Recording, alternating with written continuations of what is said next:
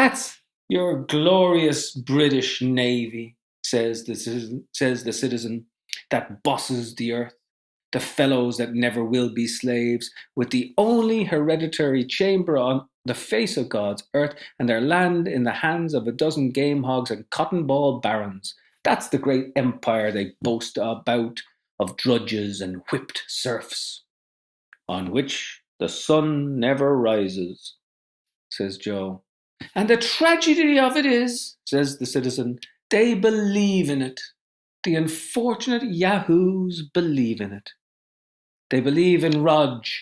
They believe in Rod, the scourger, almighty, creator of hell upon earth, and in Jackie Tar, the son of a gun, who was conceived of unholy boast, and born of the fighting navy, suffered under rump and dozen, was scarified, flayed, and curried, yelled like bloody hell. The third day he rose again from the bed, stared into haven, sitted on his beam end till further orders whence he shall come to drudge for a living and be paid.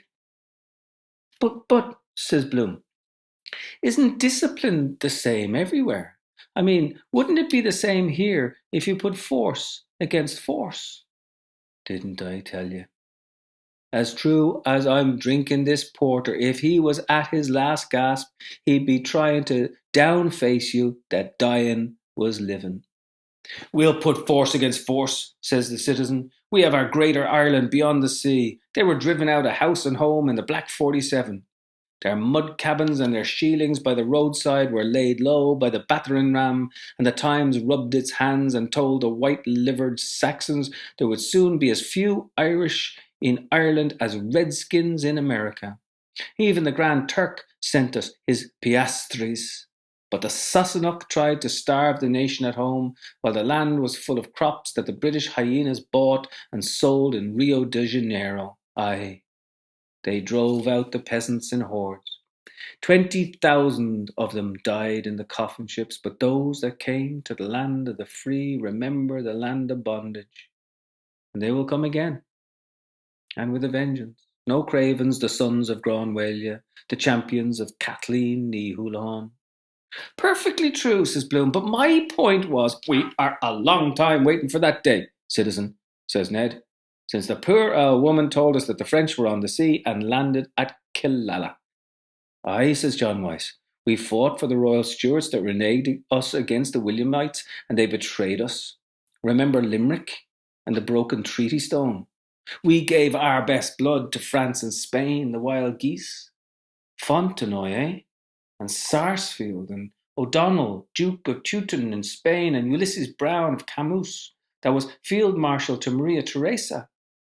But what did we ever get for it? The French, says the citizen.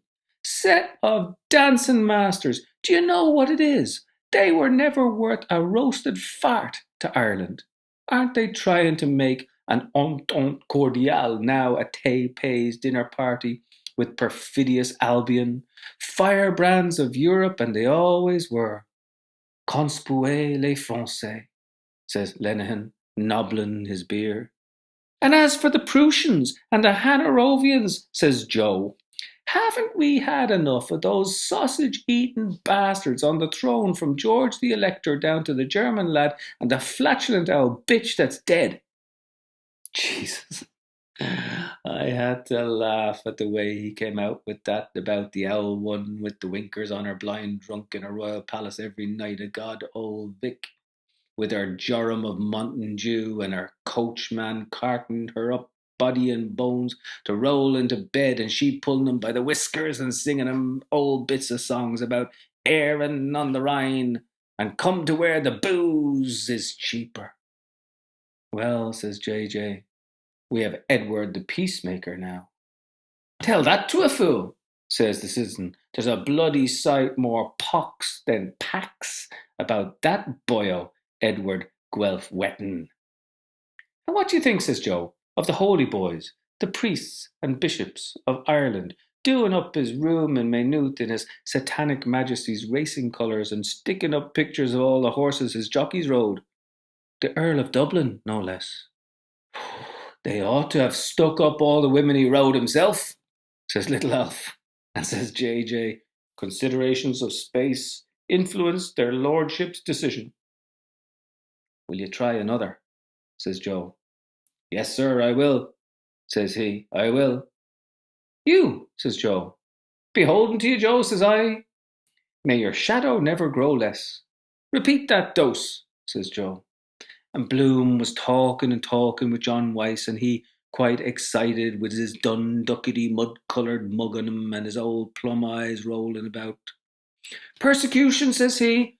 All the history of the world is full of it, perpetuating national hatred among nations.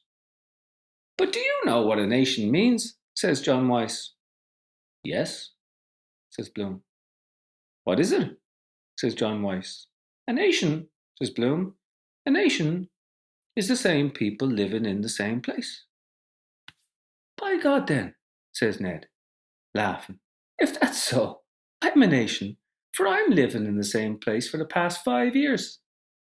So, of course, everyone had to laugh at Bloom, and says he, trying to muck out of it, or also living in different places. That covers me case, says Joe. What is your nation, if I may ask? Says the citizen. Ireland, says Bloom. I was born here. Ireland